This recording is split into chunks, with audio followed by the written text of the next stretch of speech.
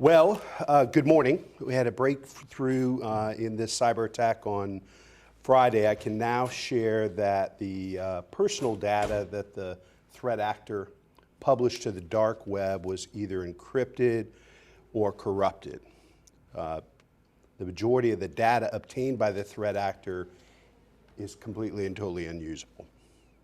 The threat actor claimed to have 6.5 terabytes of data, but our forensics indicate they had far less. We believe that the screenshots of the data files are the most compelling asset they had, but that sensitive files were either encrypted or corrupted, making them totally unusable.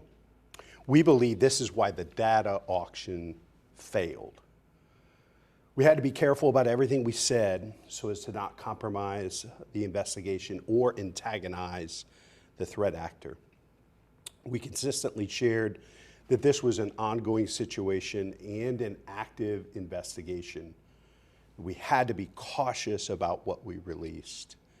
We engaged the FBI, Homeland Security, and cybersecurity experts from the outset of this investigation. And those experts advised us that we had to be cautious not to jeopardize our systems or our data. Even refuting false information that was out there could have tipped our hand to the threat actor. And we've been working around the clock on data forensics, but our intelligence had to be verified before we could share it with the public. So we believe that we had some good news to share as of last Friday, but that was corroborated over the weekend, and that's why I wanted to share this information with you and the public here today. So I want to recognize that this situation was worrying to our employees and the public. This is certainly a situation that kept me up at night as the mayor, someone that is responsible for our city employees and the public. And we believe that we are getting towards the other side of this cyber attack. And want to thank the public, our city employees and others for their service, their patience, their resilience during this very challenging time. And while personal information wasn't published to the dark web, it was temporarily accessed during the attack. As soon as we thought this was a possibility, we initiated Experian credit monitoring for all current employees. To continue to act out of an abundance of caution, we are now offering all current and former employees this Experian credit monitoring. So all 11,000 employees in the city and Franklin County Municipal Court should have received enrollment instructions to their home address. A call center has been set up to provide direct support to current and former employees as well. And while I said earlier, this risk is diminished, the event is not over. Restoration of our systems will take weeks, and the investigation will take months. But I'm grateful to Director Orth and his team at the Department of Technology and federal and state agencies for their efforts over the past few weeks. This investigation continues, and we will continue to share what we can. Ultimately, I'm confident that we have taken the best possible course of action in a pretty unprecedented attack. This is the first time in the city's history we've ever faced this level of cyber attack. And as I think I've shared with most of you before, the group that headed up this effort is a pretty sophisticated group that has been engaged in this type of criminal activity for at least 3 to 5 years. So happy to take any questions from you all. First, on the credit monitoring and your update on also offering it to former employees. First, do you know how many former employees this could be potentially offered to? And also, at the end of the day, with all the current city employees as well as the former, what's this going to end up costing the city? We can get you all the particulars on that. We're offering this Experian credit monitoring to all current and former employees, just an abundance of caution and I think a sense of reassurance. Many folks serve the people of Columbus for decades, doing critically important work in public utilities, public service, recreation and parks, on the front lines as police officers and firefighters. we believe we have a duty to them, whether they are currently employed or former employees, to offer this. We think it's the right thing to do, and it's a sign that we are going to stand with those that serve the people of Columbus. And with this new information over the weekend, is there any indication outside of city employees that the people of Columbus who've put their information into the parking app, pay their water bills online, that their information is now out there? No, there's no indication that that is the case. And again, you know, now that we know what the threat actor took was encrypted or corrupted, none of that information is accessible either. So, but there's no indication that information from the public, whether paying water bills or other types of things, was taken or is available. And the lawsuit now filed by these two officers alleges that the initial credit alerts came out on July 9th. The city didn't come out until about July 18th, that this was a problem. Were things going on behind the scenes before the city made that announcement? Well, as you know, we don't speak to, you know, pending litigation. I'm grateful to the employees of DOT that acted swiftly and helped make some very tough recommendations that we supported, that kept these threat actors from taking over our systems and stealing data and putting people at risk. So just grateful for their swift action. You were talking about the information being screenshotted. Were we basically all fooled? I'm not sure I understand your question. Like, was that information that was put out on the web, was it actually put on the dark web? Well, these threat Or actors, was it just yeah, screenshotted, if that generally makes sense? speaking, based on what we know, these threat Yeah. actors try to take over systems and then get ransom from folks to allow folks to have access to their systems, and then steal data and generally sell it on the dark web. Because DOT acted so quickly, we were able to prevent them from shutting down our systems and demanding a ransom, and that's why they took the data that they believed to be to the dark web for auction. What we realized is they had far less than what they said they did, and that everything they have is unusable because it's either encrypted or corrupted. And so that's where we stand today. And I want to confirm, was there a ransom request? No. Okay. Is there currently a ransom request? Going back to, you mentioned that the city wanted to be cautious about what information was released when. I know according to the timeline we were sent earlier, it took about 4 days from the time that the city did find out that there was a threat actor until employees were notified. I wanted to ask if, maybe looking back on that now, if that was a bit too long to notify the employees that their data could potentially be at risk and out there.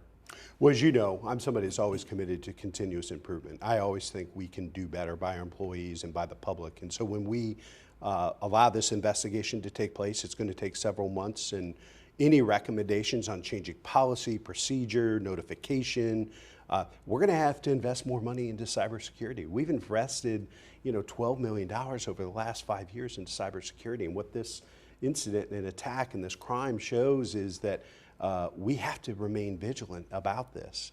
There are folks out there committing crimes against public entities, universities, hospitals, corporations, and we have to be vigilant. And so we're going to invest more, not just to get through this attack, but to invest in our systems and protecting our data and other things, and training for our employees. That's going to be critically important. So we will look at everything. And you have my commitment, and the public has my commitment. If there are things that we need to change and address and fix and improve upon, we're committed to do that. And you mentioned a lot of this information was encrypted. It's 2024. It's easy to get around. How concerning is that to DOT right now? Well, we feel confident based on DOT's work and others that this information is unusable because it is encrypted or corrupted. And so I think that's why the data auction failed online as well. And they only, we were hearing that only a portion of that data was released. Are we looking at another deadline? I'm not aware of any. I haven't heard anything to that effect. So anything that I'm aware of. And some of the critics out there say that not coming out sooner with information with what we were learning from the Department of Technology, FBI, that further put employee data at risk. How do you respond to that? Well, I would just repeat that all of the data is unusable because it's encrypted or corrupted. So no employees have been put at risk based on this attack. We have heard from some that this is what happens when these cyber attacks take place. There are other criminals who realize that a certain community is dealing with a cybersecurity issue. And so they tend to target folks that are associated with that entity or organization. So based on what we've heard, we believe that other criminals are targeting folks within the city family because they know this cybersecurity and cyber attack has taken place in our community. But again, none of our employees' data, none of them were put at risk. And based on what we know at this point, all of the information that was taken was encrypted or corrupted, which makes it unusable. And you mentioned it's far less than 6.5 terabytes. Do you have a rough number? I don't. It's a good thing I'm not the IT director, but I'm sure they have a good information for you. They'll get it to you. How many city services are still affected and to what degree? We know it brought the city to its knees a month ago. What are we looking at today? Well, I'm grateful for the resilience of DOT, the 311 call center, our dispatch and our officers. We know computer-aided dispatch is critically important to calls for service. That's been fully restored and back and operational. For a while, 311 call center was just relying on phones and paper and pen and making it happen. And we know that those city services were not operating as effectively and efficiently as we would like them to be and as the people of Columbus expect and deserve. We're going to continue to restore those systems over the next several weeks. This investigation is going to take several more months, and we're going to keep working at it. But just grateful for the leadership of city employees and their resilience and the patience of the people of Columbus. We've continued to provide emergency and basic city services during this entire event, and we're going to continue to do that and restore more systems as quickly as we can, but as safely as we can. The last thing we want to do is rush into a restoration until we know it's absolutely safe. Since the city says it thwarted the cyber attack and that encryption of the services here in the city, I did want to clarify, was it then the city taking services offline and trying to shut out this actor is what is leading to like this effect we're still seeing today? Or was that the threat actor and what they did? No, it was our decision and action early on in this process to take our system offline to protect it. And because oftentimes, as I was sharing earlier, they get into a system, overtake a system, and then demand a ransom from the owner of that system to be able to access it and then take the data that they have stolen and publish it on the dark web, auction on the dark web. In this case, based on what we know at this time, we were able to stop both. Okay. But taking it offline is the reason why still today we're still seeing an impact? That is correct. Okay. So the city's not reconnected outside? Many of our systems are. Computer-aided dispatch, leads, and with city email, city website, you can still pay your taxes and do all those types of things. There are some systems that we're still working on restoring, and that will take place, that'll take several weeks. But it was our decision to take those things offline to protect the system and protect employees and the public's data. You told me a few weeks ago that you had talked with Cleveland's mayor when they had sort of a similar situation being hacked. I know, of course, you are currently the leader of the U.S. Conference of Mayors. I want to ask if you, with your experience, with Cleveland's experience and what you've learned from this, if you want to sort of take a solution and find a solution nationally and bring this to other cities throughout the country to sort of find a way to combat this. Yeah, I think you hit it on the head. It's absolutely a place where cities could use more help from the federal government, both in policies and laws and resources. I mean, this is something that cities are going to continue to face in the future, and certainly based on my conversations with Mayor Bibb, but there are a lot of cities that are facing this from all over the country, and this is an issue that the U.S. Conference of Mayors needs to take on, and I'm going to use the bully pulpit of the presidency for the year that I have it to promote more partnership, support, resources, and potentially law changes at the federal level. Last questions? And as we talk about offering, credit monitoring for employees, how many employees right now have mentioned that something's shown up?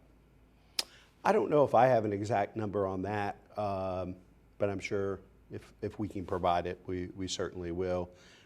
Again, a lot of what our employees are seeing isn't necessarily directly associated with this attack. It is from other criminals who are targeting them and targeting Central Ohio because they know we're dealing with this cyber attack. So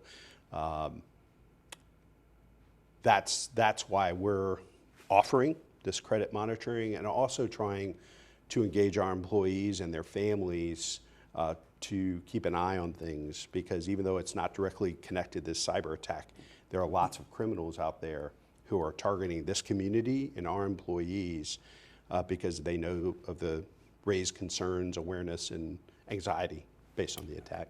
And we know it was, the result of clicking on a malicious link. Is someone going to take the fall for this? Ultimately, it's way too early, and it's another example of wanting to be careful initially in the process. Early on in the investigation, we thought it was a phishing email, clicking on an email. We learned then, I think several days, maybe a week later, it was actually the downloading of a zip file. So again, wanting to make sure we're being careful and sharing good information as opposed to rushing to share information that hasn't been fully vetted, hasn't been fully documented. And so this investigation is going to take several months, and obviously anything we can learn from it, from a system standpoint, from a training standpoint, from a communication standpoint, notification standpoint, we're all ears. We want to learn from it and do everything we can to invest all that we can to try to prevent it from happening again.